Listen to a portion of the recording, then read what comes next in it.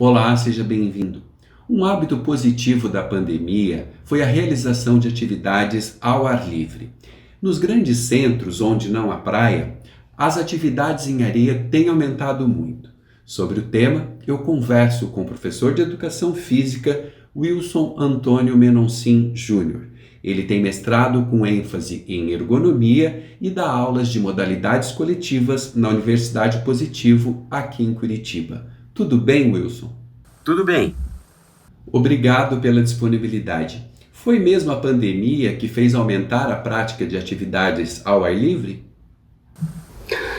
Olha, eu acho que contribuiu bastante, né? A gente não pode esquecer que teve uma época aí extensa, inclusive, onde as próprias academias e clubes de ambientes fechados, né, ficaram aí interditados, o público não poderia frequentar esses estabelecimentos e, à medida que a pandemia foi diminuindo as restrições, a população foi procurando lugares com ambientes mais abertos, né? Praças, parques, praia, né? Quais as atividades em areia são as mais procuradas nos grandes centros, por exemplo? Olha, a gente vê aqui uma presença muito grande em parques, inclusive em clubes, do próprio voleibol de praia, né? Acredito que seja o grande destaque, né? Até por ser um esporte olímpico, né?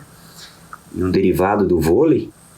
Mas a gente tem também o próprio futebol de areia, né, muito praticado aí nas periferias, inclusive, em alguns clubes, e também o futevôlei e a nova atração, né, a novidade aí, que é o beach tennis. Quais as diferenças entre o futevôlei e o vôlei de praia? Primeiro, a medida da quadra ela é um pouco diferente entre as duas modalidades, né? O futevôlei é um pouquinho maior a quadra. O voleibol de praia ele tem uma diferença no tamanho da rede entre o masculino e o feminino. Mas eu acredito que a grande diferença é a questão de que os praticantes do vôlei de praia muitas vezes são ou ex-atletas ou pessoas que se identificam com a modalidade do voleibol, né? E no futevôlei, a gente já vê uma procura mais do pessoal que gosta mais do futebol, né? Então, eu acho que essa é uma grande diferença, né? Uma outra diferença, talvez significativa, seria que o próprio futevôlei, ele não tem uma federação internacional, por exemplo, a do futebol. Ele não foi acolhido por uma federação internacional, ele tem a dele própria.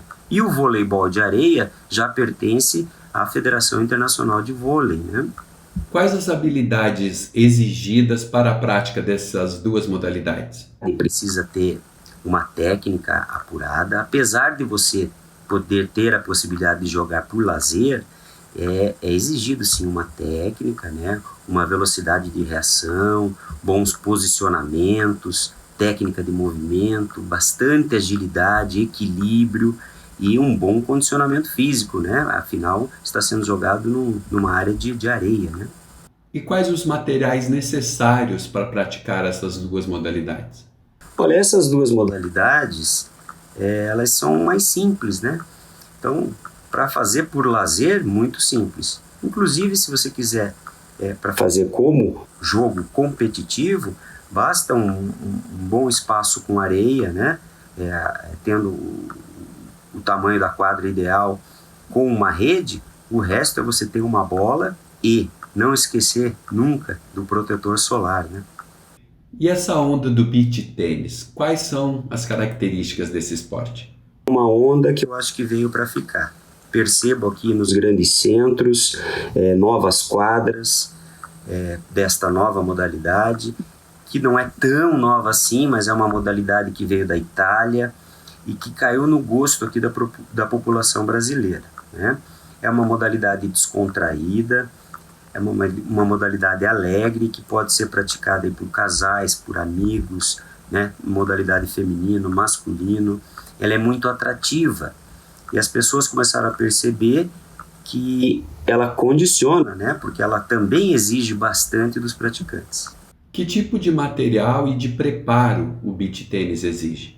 É uma bola especial, não é a mesma bola do tênis, muito parecida. E a raquete, ela mistura um pouquinho com a raquete do frescobol, né? Não podemos esquecer que o beach tênis ele é uma mescla de tênis com o badminton e com a alegria do vôlei de praia, né? O ambiente do vôlei de praia.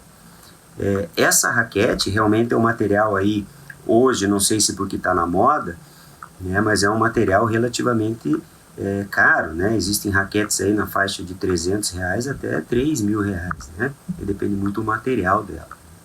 E a gente tem agora também o handball de areia, é isso, Wilson? O handball de areia ele já existe também desde os anos 90, né? Ele também veio oriundo da Itália. Ele tem algumas características muito parecidas com a do handball de quadra, né? Mas ele se transformou, né? Ele também é jogado na areia, são menos jogadores, uma quadra menor, são dois tempos de 10 minutos. Os gols, eles são marcados, são contados, eles têm valores diferentes, conforme a plástica do gol tem um valor maior para esse gol, e são 4 jogadores para cada lado, para cada equipe, né? É uma modalidade que está crescendo, tem o apoio da Federação Internacional de Handball, já é reconhecida pelo Comitê Olímpico como um esporte, né? Mas ainda não é um esporte olímpico, mas está caminhando, né? Para conquistar aí o seu espaço. Inclusive já tem competições internacionais, né? Onde o Brasil se faz representar. Todas essas modalidades têm campeonatos? Sim, já tem campeonatos. Uns com maior significância, estrutura e tamanho, né? Essas modalidades que foram acolhidas pelos esportes de origem, né? Vou dar um exemplo, né? O vôlei de praia foi acolhido pela Federação Internacional de Voleibol.